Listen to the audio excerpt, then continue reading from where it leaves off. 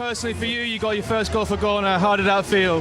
Yeah, of course it was. On the whole, it was a bit frustrating. You know how this is the biggest game for us. You know, we always we know we can win against these teams. So frustrating on that note, but I'm also happy to make my start in scoring goals for Ghana, which I intend to do for a long time.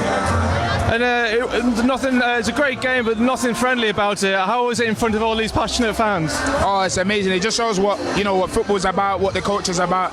And even though half of the fans are for you, half are against you, the whole atmosphere is amazing, and we want to see more days like this. Hopefully everyone's safe, everyone's happy, and we enjoyed it.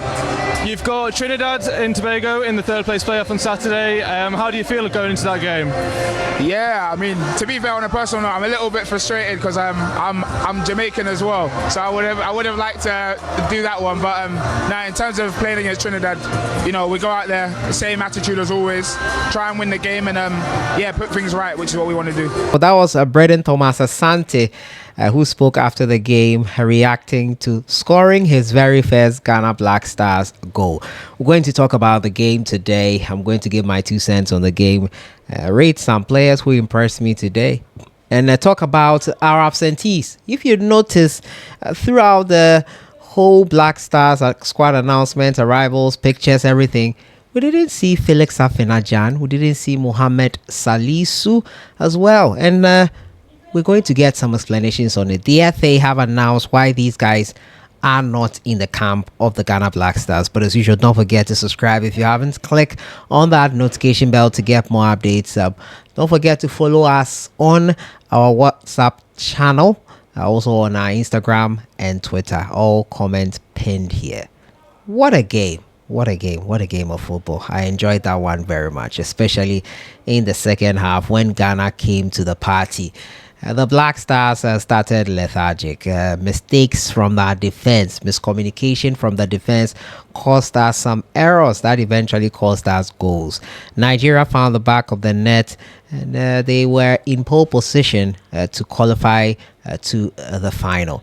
It was a mistake between our defenders, and you'd see that goalkeeper Benjamin Asare, who has most of the time been getting a lot of protection from the likes of Alexander Juku and Razak Simpson, along with Mohamed Salisu in regular football when we're playing the World Cup qualifiers. This time he was found wanting in certain situations.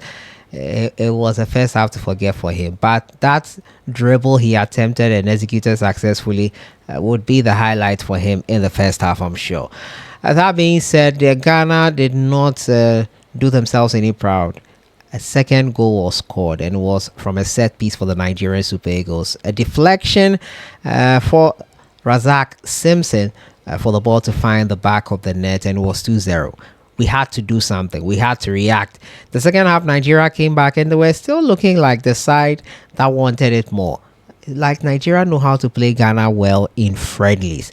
When it really matters, when it really counts, probably they are not motivated enough. This was not their first team. They still have quality players in there, mind you, but they were playing so well.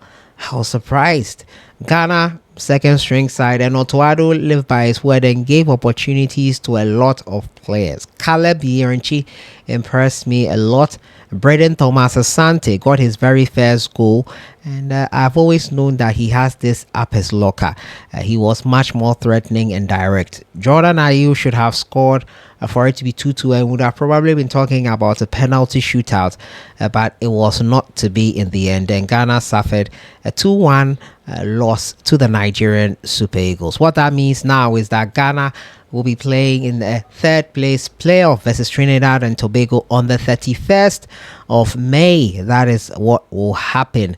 And Ghana Black Stars, as I said already before previewing this game, I said that this game, in my opinion, the result is not king. The bragging rights are necessary, but we all know that it is a glorified friendly. Nigeria wanted it more. They were more hungry.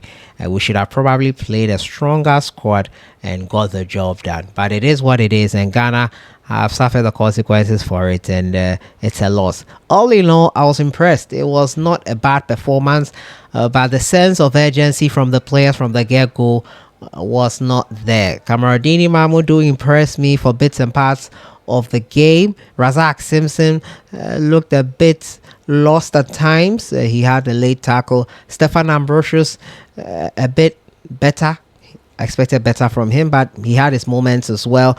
Gideon Mensah, being the senior player in that team, should have done better in my opinion. Losing the ball in the lead up to that first Nigerian goal was not right at all. In midfield, Salis Abdul Samed, Aaron Issel. I didn't enjoy watching Aaron Issel. He had his moments, especially in defense, lunging tackles and all that. Majid Ashimeru also bombed forward once in a while. Jordan Ayew as well, holding on to play and enjoying himself. It was a performance typical of most of the players that were in the team. And I like Christopher Bahabunsu. That guy is electric.